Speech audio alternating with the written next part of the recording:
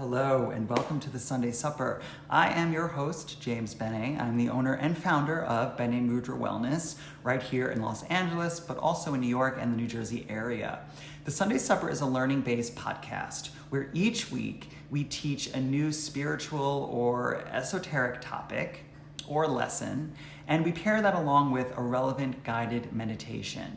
This week I am super excited to be talking about the art of divination and what it is, how it works, and how to use it in order to receive messages from the divine safely and in the comfort of your own home. So you're gonna learn how to do this properly, okay? Divination has long been a taboo topic, and to this day, the majority of people denounce its capability, its accuracy, and some even claim that it might be the devil's handiwork. So what is it? What is divination? So in essence, divination is the attempt to gain insight into a question or situation by way of an occultic or standardized process or ritual, okay? So it has been used in various forms throughout history. Diviners, as they're called, ascertain their interpretations of how a person should proceed by reading signs, events, or omens, or through alleged contact with a supernatural agency. Very common divination tools are tarot cards, oracle cards, crystals, pendulums. Just a note though, divination is more of a social, ritualistic, prophetic act, while fortune telling is a more everyday practice for personal purposes. Particular divination methods vary depending upon culture and religion throughout our history. I will discuss forms and uses of divination in a bit, but first I want to touch upon the history a bit. It's really important to know the history of whatever you're studying. Divination dates back to most ancient civilizations. Both oracles and seers in ancient Greece practiced divination. Oracles were the conduit for the gods on earth, so their prophecies were understood to be the will of gods, verbatim. Because of the high demand for oracle consultations back then, and the oracle's limited work schedule, and honestly their diva attitudes, they were not the main source of divination for the ancient Greeks. That role fell to the seers. Seers were not in direct contact with the gods, but instead they were interpreters of signs provided by the gods. Seers used many methods to explicate the will of the gods, including bird signs, stones, charts, animal sacrifice, and other religious rituals. The seers had such power over influential individuals in ancient Greece and were seen to be godlike amongst the people. In ancient Rome, using divination was a large part of the pagan religion. Omens, oracles, and prophecy was commonly used and sought after, especially to appease the gods or help during any battles that might have been going on. So if we look at the Bible at the time before Jesus, there are many passages that honestly denounce the use of divination. Yet, I have to say, there are many instances where divination is used in the Bible. Jesus himself actually was a diviner, and the apostles used clemency, or the act of casting lots or stones onto the ground, to find a replacement for Judas Iscariot. The act of praying to God even could be said to be a form of divination in itself because, you're connecting to some kind of supernatural power in order to achieve an answer or to realize guidance. Because we see the use of divination during the early church, it is believed that it was common and accepted. This changed, however, when Rome fell under a Christian rule, and it passed canons to eliminate pagan practices. The pagans were forced underground, and as Christianity grew rapidly, divination became more taboo. During the Middle Ages, moving forward, divination was rampant. Fortune tellers lived and lined the streets, had shops, they were in marketplaces. This is probably why all tales of magic and dragons take place in what looks like the Middle Ages or the medieval times. Look at Game of Thrones, for instance, right? Moving forward, in about 1572 to 1661, a constitutional law was passed forbidding the use of divination in all forms, and those who have seen predicting the future were put to death. Okay, so we can see this example in our own country within the Salem witch trials. Okay, in the late 1600s. By then, divination was said to be the work of the devil, right? Someone sending a specter to harm somebody else. Before the settlers arrived in the late 1400s, however, divination was a central component of ancient Mesoamerican religious life. Many Aztec gods, including central crater gods, were described as diviners and were closely associated with sorcery. For eons, religion and divination were one and the same until Christian ideology forbade it, as the only way to the light they believed was through the Lord, and any other path was deemed demonic. Honestly, to me, it was a way to control society. If divination was used, people wouldn't be putting all their money and tithes into the church. They would be going elsewhere. So, that happened. So let's fast forward to the late 1700s and well into the 19th century and the Victorian era. Divination made its way back into the mainstream. The Victorian interest in the macabre and the obscure gave rise to crystal gazing, palmistry, and other forms of fortune telling, which were quite popular during the 19th century. Let me tell you, divination games were heavily featured at Christmas and Halloween parties in the rural countrysides.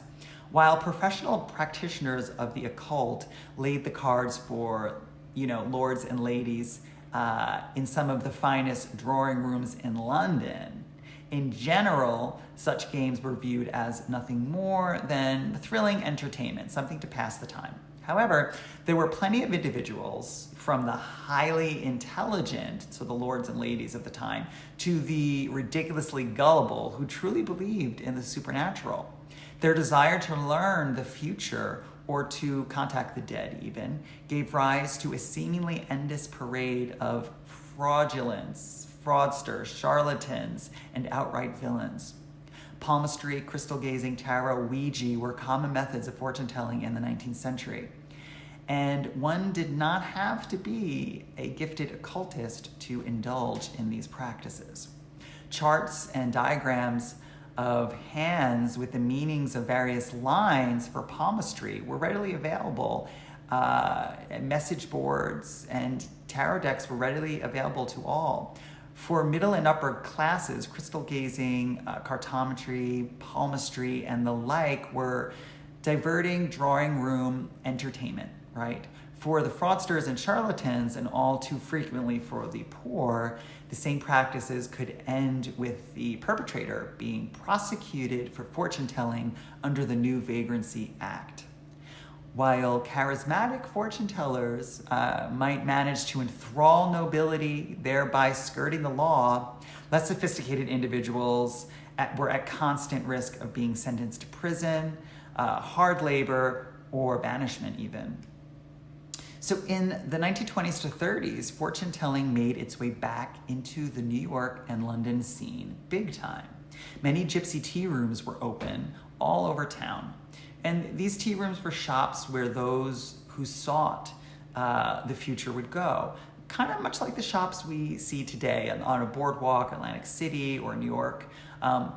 Although charging for prophetic services was illegal back then, the tea rooms thrived. Some seers were even used to help the police solve cases, if you believe it. You could spot a tea room because of the teacup in the window. So it usually featured a teacup and a little piece of cake, and that indicated that there were fortune tellers there.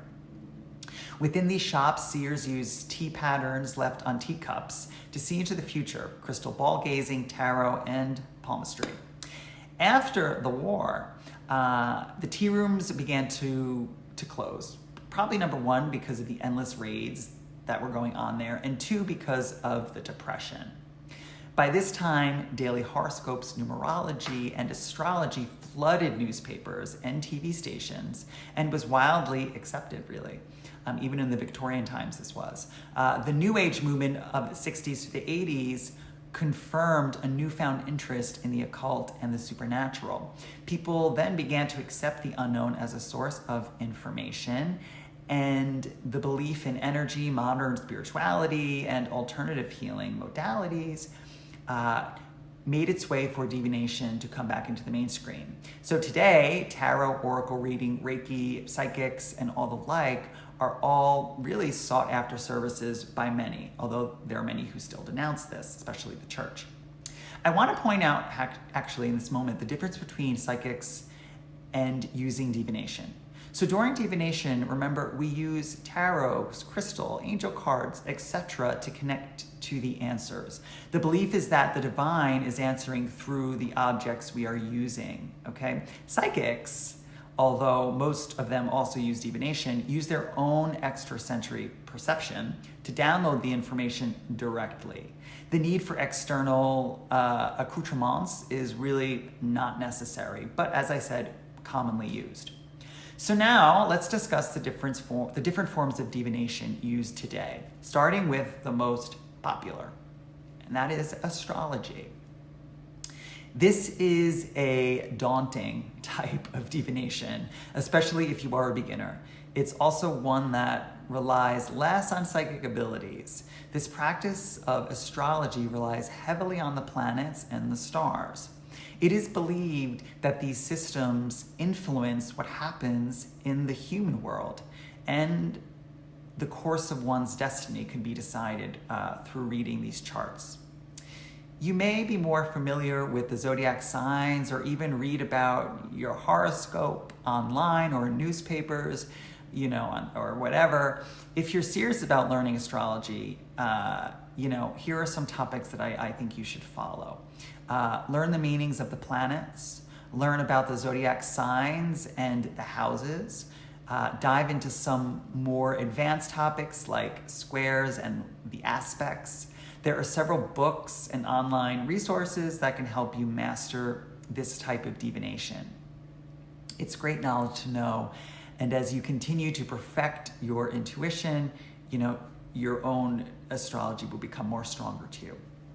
Another is bibliomancy. So bibliomancy is the method intended to predict the future and does require some practice. A book is the main element of this divination. While many people use a Bible, right, or in Kabbalah the Zohar, any book will do, even journals and diaries or any spiritual, high conscious books that you like. So after selecting a book, the diviner will close their eyes, open the book, and point to a phrase or paragraph, all while keeping their eyes closed. Upon opening their eyes and reading the selected area, they can interpret it as a special, significant message from the divine. Bibliomancy takes some practice, but when this method is mastered, diviners will be able to predict the future. It is intended to be practiced by an individual with special abilities. It's a way to reach out, into the spirit world and receive answers or make predictions. So you can use it for predictions, or you could just use it for fun. Cartomancy is another, and this is using a deck of playing cards, and it requires a deck of playing cards. Those participating in this type of divination are known as card readers or catomancers. I can't say that word. A deck of playing cards consists of 52 cards. Each number, suit, and face has a meaning that you'll need to learn. So this is also an advanced form of divination. So a form of cartomancy includes tarot cards. The card reader will use the information provided by the cards drawn to apply it to the situation of the person they are reading, whether themselves or someone else. During these readings, the reader will answer questions posed by the person, and moreover, they will provide insight into the past, into the present, and into the future of that person, and what to avoid in all situations. Another common form is dowsing, which is using a pendulum. So this is used to receive answers to yes and no questions primarily, and we're going to talk about this later as well. The psychic or medium will use dowsing, a rod, right, to get answers. There are two types of dowsing that are popular today and also in the past. The type used with rods that are used to locate areas where there may be water or some type of energy that's needed. The belief here is that when the individual walks over water, the rod or the instrument will make a spontaneous movement. This method is also sometimes used to find missing objects and the like. The second type of dowsing and divination is when the diviner uses a pendulum to get answers to simple yes or no questions and even maybe questions. More commonly, diviners will use this type of divination to locate missing objects, bodies of water, or determine the energy of a room even. You can even use dowsing to clear a room and clear spaces, and I'm going to talk to you about that later as well. The diviner needs to be very familiar with hexagram meanings and needs to be able to read the message accurately. Okay, so while it's a simple practice, there are a lot of ways the coins may fall. So pendulum work absolutely requires some practice. So the next type of divination is the divination using stones or crystals, or even rocks. Each piece has a meaning, so before you can use this divination to your advantage, you need to familiarize yourself with crystals and stone meanings. So the rune stones are an example of this as well. This knowledge will come in handy in the long run, but again, this takes study. For example, rose quartz may mean that you will find love soon, right? Because rose quartz is the stone representing the heart. You will then use this information to interpret the message being given to you. If you want to give this method a try, I'm going to give you some tips on how you can get started. So place 10 crystals in a bag, right? You're going to shake them, shake that bag up. You're going to ask a question and you're going to pull one out. The crystal that you pick is your answer. So sometimes the answer is not straightforward, which is where the diviners or your special abilities and own intuitive influences will come in. They must use their own intuition to understand the answer, so it does take some practice and skill there. The next common one is numerology, which I love. This divination practice revolves around numbers and their spiritual significance. Every single number from 1 to 9 has a special meaning. You can use this practice to determine really any of the following, much like astrology. You can figure out your course in life, what your lucky numbers are, major life challenge, what might be coming your way.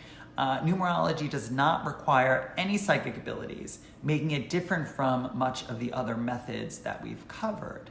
So to learn about your client's life, or honestly your own life, you will need to make a few calculations involving your name and your birth and date numbers, etc. There are many variations to consider with numerology. So for full details, I really encourage you to do a little more research on this divination method. It is a great option for anyone who wants some guidance in their life. And I use numerology all the time, but it is a course of study. Another common method of divination is scrying. So back in the day, diviners would use crystal balls in search of answers, right? We always see the psychic with a crystal ball. This is a form of scrying. The ancient practice requires psychics to investigate water, mirrors, or crystal balls that would allow them to enter a state of mind where they're able to see spiritual visions, so kind of going into a trance. This is a special divination method, and there is more than one way to practice this. So a couple ways you can do this. Through a crystal ball, you'll most likely associate this with an elderly woman, as I said, looking into the crystal ball, looking into your future. In reality, crystal balls have been used for thousands of years by all walks of life. Psychics and mediums use them all the time to see visions that foretell the future or to commune with the spirit world even. Fire scrying is popular. This method is exactly what it sounds like. basically staring into flames of a fire or a candle even. People with psychic or special abilities will receive visions this way. Water scrying is also a way to do it. The last type of scrying involves water.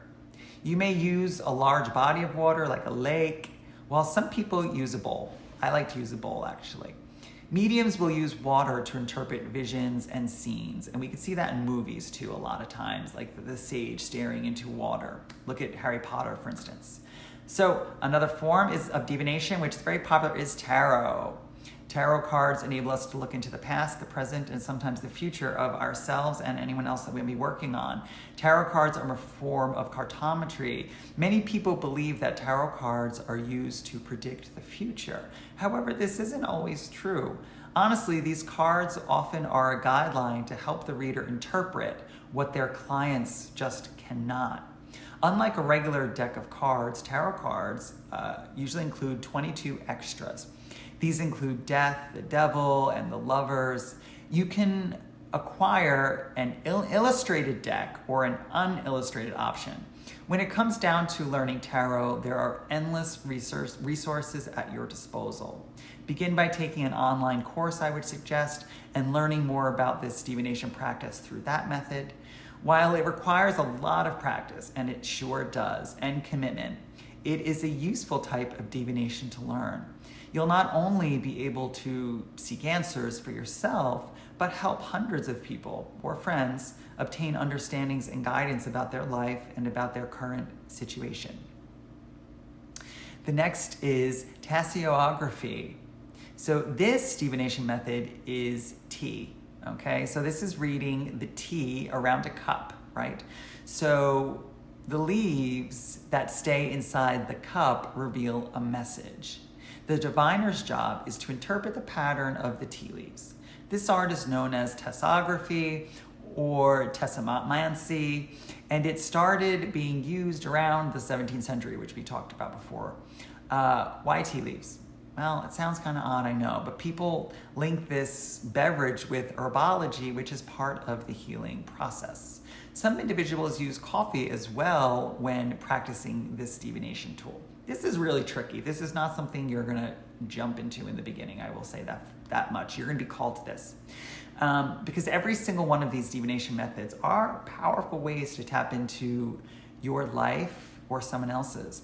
The reason people seek guidance from psychics or medium is to get answers and to receive comfort and actually healing.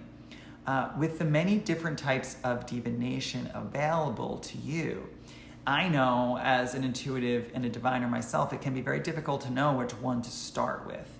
And honestly, I would say begin with the one that appeals most to your interests. Use your own intuition to lead you to the right method. Another easy one is automatic writing. The process is simply connecting to your higher self and then writing until messages begin to come through. I love automatic writing. It's so simple, anyone can do it. Remember, practice makes perfect, so whatever form of divination you take part in, know that it will take some time to get it right and to feel safe within it. All right, so it's super important that you guys realize that when using divination, you are opening yourself up to the energies that live around you. It is possible to connect with unwanted energies. Trust me, I've done it. So before you decide to use any of these practices, I urge you to make sure your space is very clear. So you can use sage to clear your space. You may also want to sage yourself and the tools or cards that you are using. I like placing actually a small bowl of water next to me to trap unwanted energy in if needed, because it said that water will trap unwanted energy. So when you connect to the divine, spirit, or the like, I always set a clear intention to do so. So I suggest calling upon your angels and all beings of light to surround you as you do your intuitive work. The mission of your work, right, is to connect with the Holy Spirit. That's it. Remember, you are a channel, and anything can make its way down into it if you are not careful. So if you're open, you're open. Divination is not a game, people. It just truly isn't. Ouija boards should never be used. And if you are very uncertain, you should consult an expert to do the readings for you. That's why we're here. It's totally cool to dabble, but you must do this safely. I suggest angel cards are a nice, safe method to start with. Most of them have the meanings written directly on the card, so it's easy. You don't have to interpret anything necessarily. You don't need a psychic. You don't need to be a psychic to use them. Connecting to your own intuition is usually enough. And remember, we are all intuitive beings. We all have that psychic channel. Just some people have it stronger than the others, okay? So let's look and discuss the pendulum, tarot, and then look at some other forms of divination that I like to use, okay? So the first thing we're gonna do is we're gonna look at the pendulum for dowsing. And if you are watching this video on my website at benemudra.com, you're seeing the pendulum right here. If you are listening to the audio, then you're not seeing my beautiful green pendulum, but you can listen to me and just follow along. So a pendulum usually is a stone or a crystal attached to a string, and at the top it usually has a little ball, if you could see. The way to accurately hold a pendulum is to take your thumb and your pointer finger and kind of place the ball in between both. And then you're gonna have the string fall over the other side of your middle finger. So it kind of looks like this. And you wanna hold the pendulum very steady. And you wanna be very loosey-goosey in your arms, okay? So just like that. So at this point, we have had already cleared this pendulum, let's say. So I've cleared the space, I've cleared myself, I have set my intention to connect with the Holy Spirit and all higher forms of vibrational energy. I like to call upon my spiritual bouncers, which are the angels. So I always say, and ask Archangel Raphael, Michael, Uriel, Gabriel, Metatron, and Sandalphon, Azrael, and Ariel to claim the space that I am in, to line the corners of the room, and to bounce out any negative energies that are harmful to myself or others. Okay, so I really go into that in my mind and make it a very clear intention, because as I said, you're a channel. Once you open up, anyone can come on in, and you don't want anyone to come on in. I could tell you that. Don't want to scare you, but it is the month of October, so I will scare you. This is Harry, my little friend here, sitting next to me. I have a little crystallized skull who is out and decorating my pad for Halloween, which is my favorite holiday. And so it's okay to get a little spooky, right? It's okay to do that. So negative energy does exist, and so it's easier to say it does than to denounce it, okay? So back to the pendulum. Here it is. Right? The first thing we want to do with our pendulum is we want to find, and this is what I'll talk about today, is we want to find our yes and we want to find what our no is. That's pretty much the basic thing you need from your pendulum. You need to know how it's going to swing for you when you ask a question, if it's yes, and you want to know how it's going to swing for you if you ask a question and the answer is no. So it's getting to know your yes and your no. So holding the pendulum, I usually hold my hand under it like this. Okay, so you have your pendulum swinging. Let me untangle this a little bit. And I usually place my hand underneath, okay? And if you're with me and you have a pendulum and you have time to go grab it, I would suggest go grab it right now. If not, don't worry, this is recorded. You can re-listen to this and practice when you have your pendulum. You can easily order one online or go to any local metaphysical shops. They absolutely will have them. So you keep your pendulum pretty still. I keep it over the palm of my hand. Again, I connect to the divine. I ask the divine to surround me, all high vibrational spiritual energies to enter. And now I open my eyes and I look at the pendulum and I simply ask, pendulum, please show me my yes. Please show me my yes.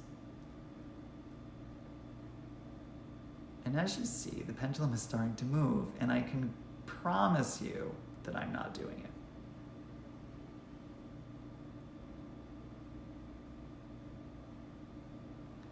So my pendulum is making kind of like a circular motion, so it's going in circles.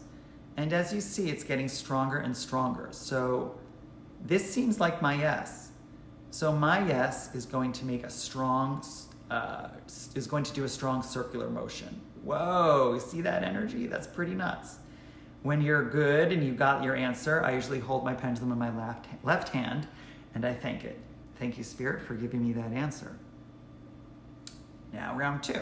Again, place our pendulum the correct way in our hands between our thumb and our pointer finger. Let it dangle very easily. Relax your arms and your shoulders. Any nerves or doubt will affect your answer. So pendulum and the Holy Spirit, I ask you now to show me my no. Please show me my no. And as you see, my pendulum is moving. And if you're watching, you're seeing it's actually going in a completely different direction. So my no is a simple back and forth motion. And I'm pretty satisfied with that. So thank you, pendulum and the Holy Spirit, for giving me my no. There you have it. So now I have my yes and I have my no. And I ask the divine to lock in my yes and no. So I'm basically downloading that yes and no into the crystal, into the pendulum. So that will be the yes and no system for eternity, right? So I know now that my yes is always going to be a circle and my no is going to be a straight line. And that is kind of downloading our pendulum. It's kind of, think of it, you have to download the information into it and then it will stay. If you ever feel like you're using a pendulum and starting to go wonky and giving you weird stuff, that's a time for you to stop, put it down, clear the space, clear yourself, clear the pendulum, and re-find your yes and no. So you're going to do the process all over again. If you need more information about pendulum work, I suggest just look it up. You can find many passages online about how to do this. Again, this is just giving you a little taste of it. But that's a pendulum. And so now that I have my yes and no, I can go ahead and ask any question I want. So I'll ask one question just for funsies, and I'll ask a question that I know the answer to. So here we are, right? So I ask that the pendulum is cleared of all energy, and I ask it to reset itself. And a reset pendulum is a still pendulum. See, it's not moving. That means it's ready. So pendulum and the Holy Spirit. Am I currently in Los Angeles, California?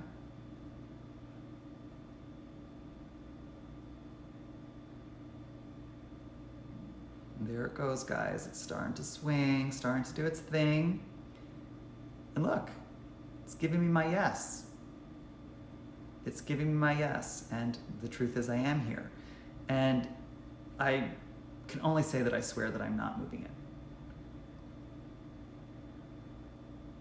And notice how it's very calm. It's not swinging in an insane way. It's not doing what it did when I asked to find my yes and no.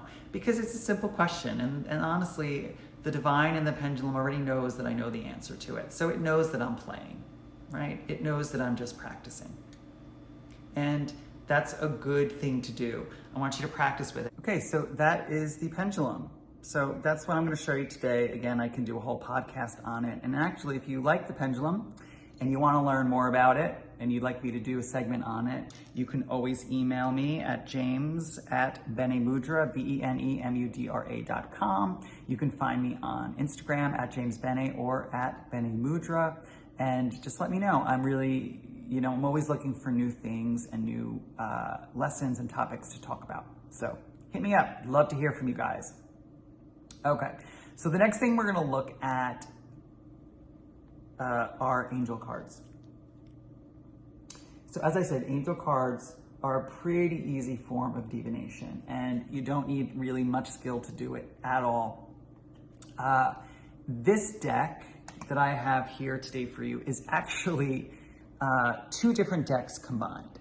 So these are the two decks that I have, and I have messages with fairies, which, I don't know, I guess is apropos. And then I have magical mermaids and dolphins. The names are absolutely ridiculous. I agree, but the cards are actually amazing. So the fairies and the mermaids and dolphins are my two favorite. you know, we're in the mystical anyway, so we might as well talk about dolphins and fairies. So what I do is I got these 2 decks, okay? And what I did when I got them is I combined them, because each deck will have different answers, right? And so I like these 2. And when you combine these 2, you'll have a double deck with just a lot more option, okay? And so how do you use the angel cards? Really quickly is you get the card decks, you take them out of the wrapping. Again, if you're getting 2, you combine them into 1 deck. So I always use this as a full deck. I don't take this apart. This is it. This is my divination tool in full, okay? So if you want to do that, you make sure that when you combine them, that's going to be it. You're never going to take them apart again. I take them out of the package. The first thing I do is I get the card deck 3 punches. I know it sounds crazy. Now you're not beating them up. What you're doing is just you're knocking them. And knocking is has been done for a long time. It's a form of clearing. You can even knock to clear spaces, actually. But it's just a quick way to clear the cards. But I suggest new cards. Again, you're gonna wanna sage them before you use them. And you're gonna wanna place an intention within the cards. And the intention is going to be for you to connect to the Holy Spirit or to the divine light in order to achieve your readings. Now, since these are angel cards, I would suggest doing just that, connect with your angels, because angelic guidance is always safe and beautiful, to be honest with you. So once you have done all that, you're gonna shuffle. So you shuffle the cards up, however you like to shuffle them. You can shuffle them like a deck of cards. You don't have to be too cute, but you really want to shuffle them. You want to get your energy in there. And the way to read them, there's a couple ways. You can either pull 1 card a day to see what you need to know that day, or you can pull a 3-card spread, which is pretty easy. The first card represents the past, the middle card is where you are now, and the 3rd card would be what to expect in the future or what to look out for. So that's a really easy spread to do. And again, what's really nice about the angel cards is, I'm gonna show you, is each card, and I think they're just beautiful to use, will have the message and meaning of the card written directly on it. So you don't have to interpret really a thing. So this card, as you see, is a career card, and it's a career card, and it says new career. And then the message on the bottom says, your work focus is shifting in a positive, new, and successful direction. So if you're worried about your career, right, and you pull this card, then you can possibly, you know, walk throughout the rest of your day feeling a little bit more calm that something new and exciting is on the horizon for you. Okay, so that's a great card to pull. Another card, and now I'm gonna pull from the mermaid deck because that was the other one, so I can show you what that looks like. We have this card here. As you see, this card says worthiness, and there is a picture of a woman looking pretty miserable underneath the moon. And the card says, know that you deserve to receive good in all ways. So this is a healing card, right? So if this card came in, it would be a symbol for you to work on self-worth, because maybe you're not receiving what you're meant to receive because you don't feel worthy of it. And if you don't feel worthy of it, you're not going to get it, because remember, the universe simply connects to how you feel about yourself. You receive just that. So it's not really magical, it just is science. But if you pull a card like that, which is more of a healing card, it gives you something to work on. So I suggest that using angel cards, you know, choose 2 decks that you like, okay? You combine them. I go through them first, combine them, so you have a nice, rich deposit of cards to work with. And remember, they're gonna stay this way. You're not gonna pull them apart again. And the more you play with them and the more you use them, maybe then your own intuition will start kicking in, especially when you do readings for others if you wanna do that. But again, I would say in the beginning, clear the cards, set your intention, ask a question in your mind, shuffle the cards, pull 3 cards, see what they are. Again, you're gonna see that the meanings are directly on them. There are more difficult spreads available to you. Like if you know the tarot spreads, you can also use those, like the cardinal cross. But most times, the the card decks and even the tarot deck is going to come with a little book. And inside the book, it's going to go through each card. It's going to go through the meanings of the cards, and it's actually going to give you some extra meanings that aren't on the picture. So it's good to go through here as well, because you can start to get to know the deeper meanings of these cards that you do need to interpret. And they also are going to give you spreads that you can do, basic spreads, and you can follow the instructions in the cards. So I think angel cards, as I said, is a beautiful way to explore divination. Quick note, I just want to show you this. What I have in my hand is a beautiful selenite wand. And a selenite wand and selenite in general is really a protecting stone, but it's also a clearing stone. It's actually really great for clearing other crystals. So if you use crystals in healing work or for intuitive work, it's really great to, get a selenite wand and place it in the bowl of crystals, or even in the case of crystals or around the crystals, because it will constantly keep them in a clear state. So you can use them, without fearing that they've been corrupted by other energies. So that's the selenite wand. You guys with me? You're doing good? All right. Next thing I want to show you, I'm going to pull out of my little bag of tricks. Here is my crystal ball. Okay.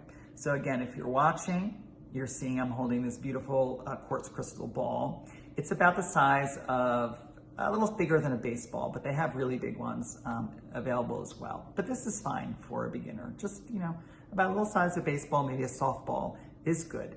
And I love this crystal ball because if we look and we turn it and we put it in the light, there's a lot of windows and there's a lot of rainbows, and it's just a beautiful piece of crystal. So when I'm choosing a crystal ball or any piece of crystal, I definitely want to use my intuition and ask if it's the right piece for me.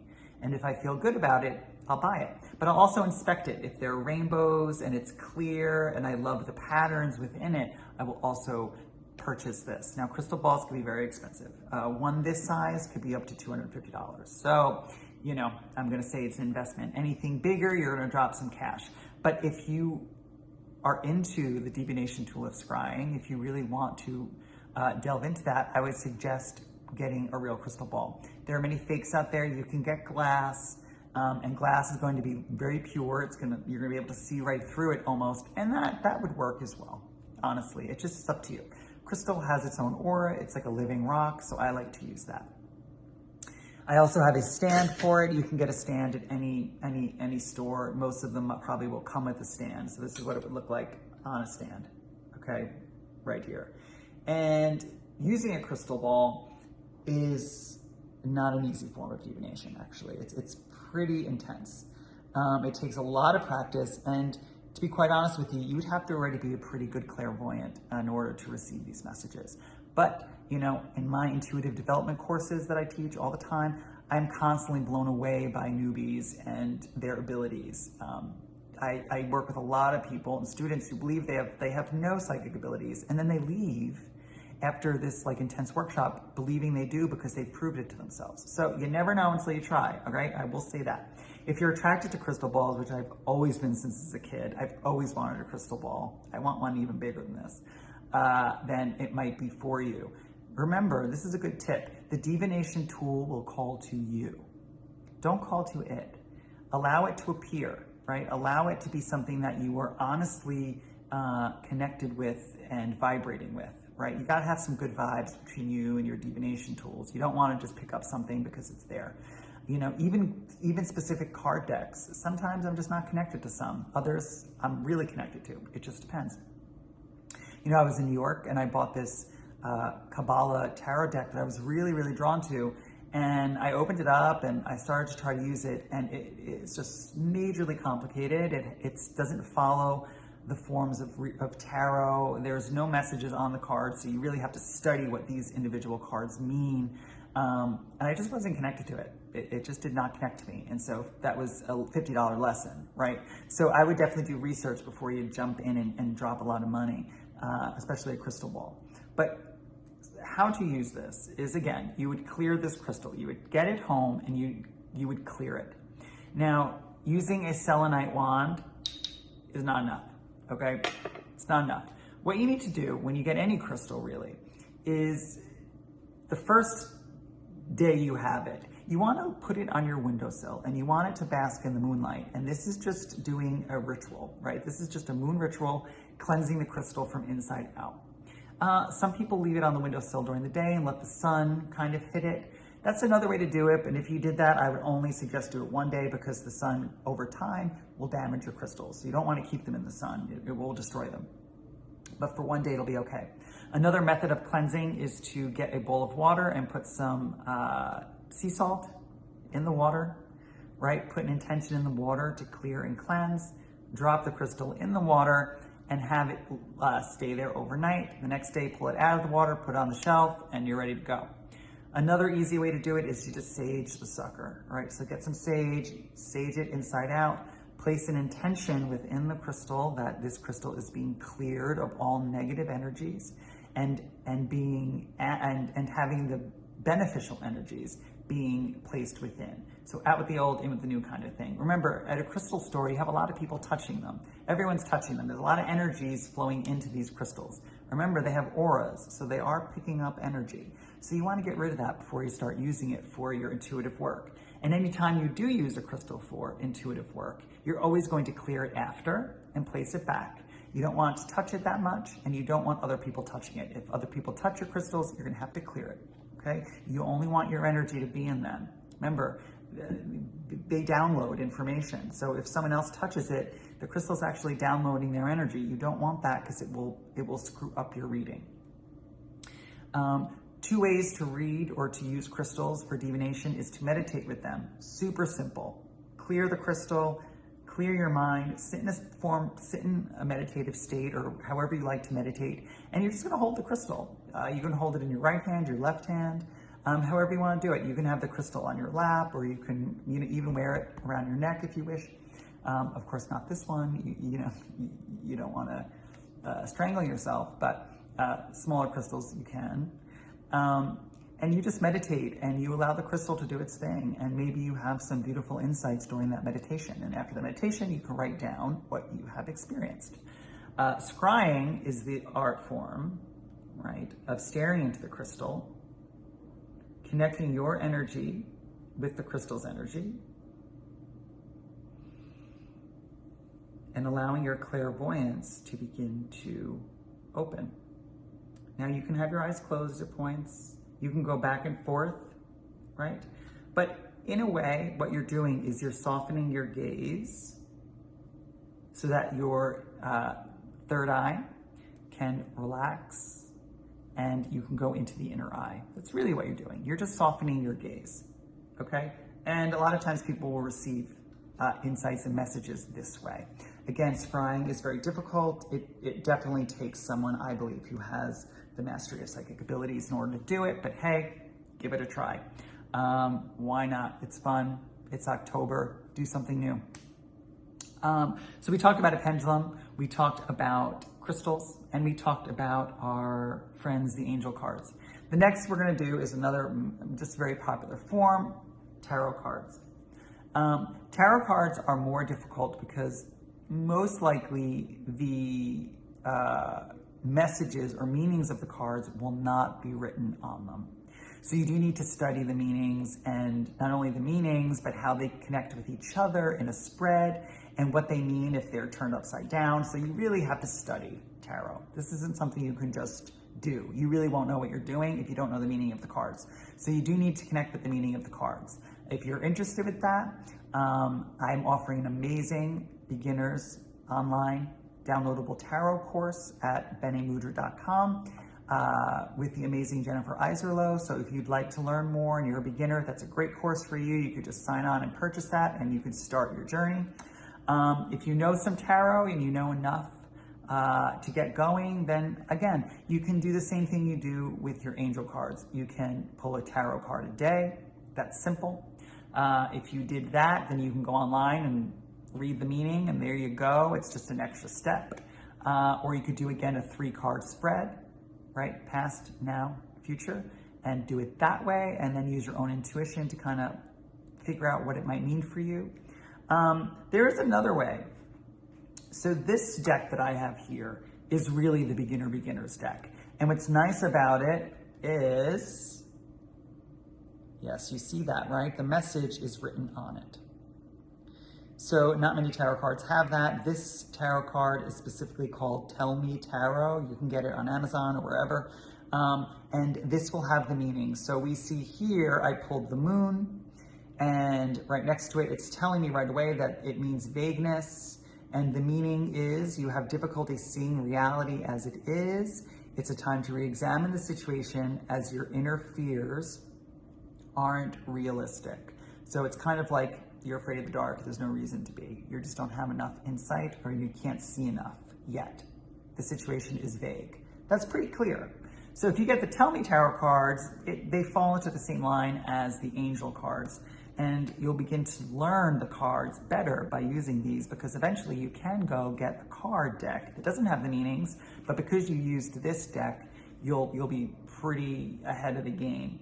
Even with the Tell Me Tarot though, I will say that it is really important to learn the interpretations of the cards, because the cards have many different meanings, and they also change the meaning of the meanings of the cards can change depending on what card they're next to, how it's positioned. So again, tarot is a course of study, even with the Tell Me Tarot. But the Tell Me Tarot is a good beginner's kind of deck. That's what I used, and I like it. And actually, I've just grown accustomed to those cards, and I like the energy, and I still use them. You know what I mean? Tarot is not my strong suit, so hey, if I see the meaning, better. You know, better for me. So I know I'm throwing a lot of information at you guys today, and I'm so glad that you guys are here and you're listening, and I'm helping you hopefully, because a lot of my diviners get lost. And again, it's super important, and I can't say this enough, that you know how to clear yourself and your energy and your tools in order to connect to the Holy Spirit and to the right energy, okay? Because if you don't do that and you're just willy-nilly, you can open yourself up to energies that you really don't want around. And these could be called psychic attachments or psychic attacks. I don't ever want you to experience that, and you never have to if you do this correctly. We're going to talk about another form of divination now, and I'm only going to talk about it because it's very known, and I don't have one here because I refuse to, but it's the Ouija board. The Ouija board is a message board, and basically it's a board with a yes and no on it, and letters, and all that stuff. I'm sure you've seen one. Or have seen that movie Ouija, or any horror movie that is about supernatural usually has a Ouija board. And it has a little dial, and you sit there and everyone touches the dial and it moves and, you know, spells names, and everyone gets freaked out, even though someone's usually moving it, that type of thing. Well, guess what? Sometimes no one is moving it and something is moving it. And if you aren't very clear with who and what you wish to come into the channels, again, you're going to open yourself up to negative energy, because spirits, especially on the people who might have crossed over, spiritual energy, quote unquote ghosts, they're people. They're people suffering sometimes, and they're trapped somewhere that they don't really know where they are. And if your intention is to contact them, and they can see that or understand that in some way, they will walk towards you, okay? And if you're playing this game, which is intended to do just that, don't you think if some energy around you saw you doing that, they're going to step towards you, and they might play with you. They might, you know, want to scare you, you know? And you might get freaked out. And you're also opening a door to this energy remaining with you. So again, I've had many psychic attacks using Ouija boards in the past, and I would never do it again, so I don't advise you ever to use that form of divination. If you wish to contact people who might have crossed over, like past loved ones, go see a medium and have them do the heavy lifting. Don't do it yourself. Trust me, you don't want to go down that road. Okay, I can tell you a horror story right now, but I won't, right? Next podcast. So that's a Ouija board. And then finally, I want to talk about this. So again, if you are listening, I just struck a Tibetan sound bowl. I have bought this bowl in Nepal, and it's very special to me. And it's handmade, and it has a beautiful design on the inside and all around the outsides. These are made by master artisans. Singing bowls and Tibetan healing bowls, again, if they're real and they're hammered and they're not manufactured, they're pretty expensive, okay? Even in Nepal, I think this was like $250. So you're gonna drop money on them. But they're such a beautiful healing tool. They're an amazing tool for meditation. I'm gonna lead you through meditation using the bowl right now. You can use the bowl to clear spaces. And you can use the bowl as a method of divination, because the sound and the vibration of the bowl itself can possibly open up your psychic awareness. It can put you in a state of trance. And although I don't know how many people, trancers, are out there who can go into trance and contact spirit that way, it is possible. But, you know, your version of trance might just feel like you're very relaxed and more open to hearing the truth, right? So the meditation today is going to be with the Tibetan singing bowl. So as we go into this meditation, just find a nice seat. I can recommend, if you're listening to this on your iPhone, put in your headphones. That'd be nice, so you can eliminate all outside distractions for yourself. And the first thing we want to do before we do any meditation is find a nice seat. Whether you're sitting in a chair or you're lying down on your couch or on your floor, totally meditator's choice, it's up to you. But you do want to come into a state of mind that is empty. So we want to empty the mind in order to fill the soul, okay? So let's go ahead and take a deep breath together. Exhale the breath out and down. And just give yourself a few moments to relax the body, allowing your shoulders to relax, allowing your back, lower back, and hips to relax, allowing your jaw and the muscles in your face to relax, and anywhere in your body that might feel stiff. Within your mind, just ask that area to let go. And then maybe send a couple nice deep breaths there.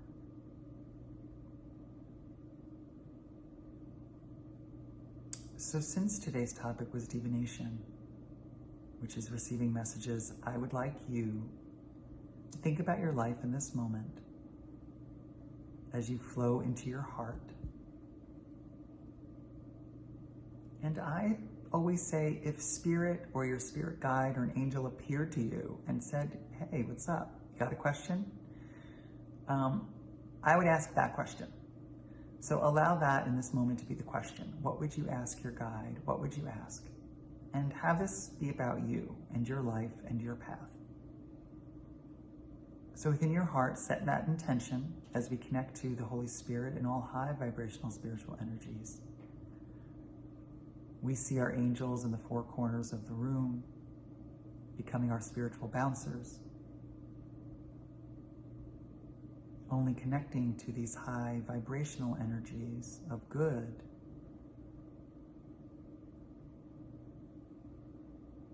Ask your question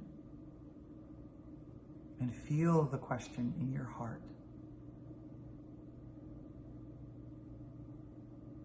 Really feel it. Maybe the question brings up some emotions within you. Go ahead and allow yourself to feel them. You're safe.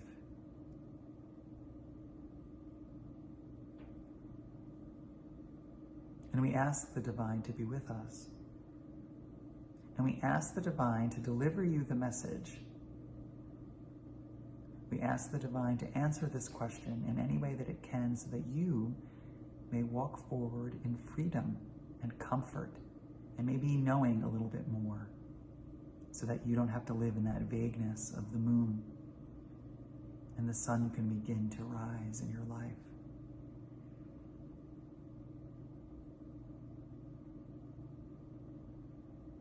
And I'm now going to play a series of gongs from the bowl. And your question has been answered, and as you hear the vibrations of the bowl, I just want you to go into the netherworld, go into your mind, Go into that space and wait for the answer, and be open to how it will appear to you.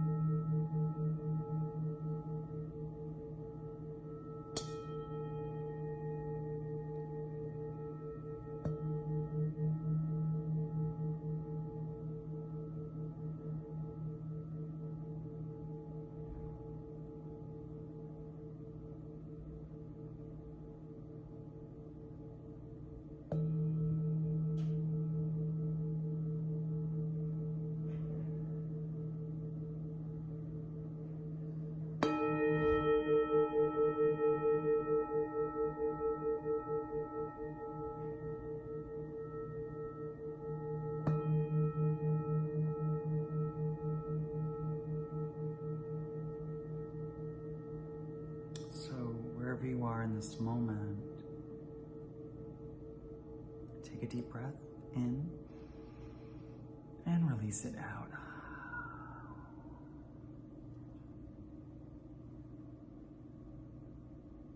Take note of any answer that you might have received. Maybe you heard a one-word answer, maybe you saw colors, maybe you saw a picture of yourself. Divine messages can come through in so many different ways, especially when you are the conduit and you're not using anything.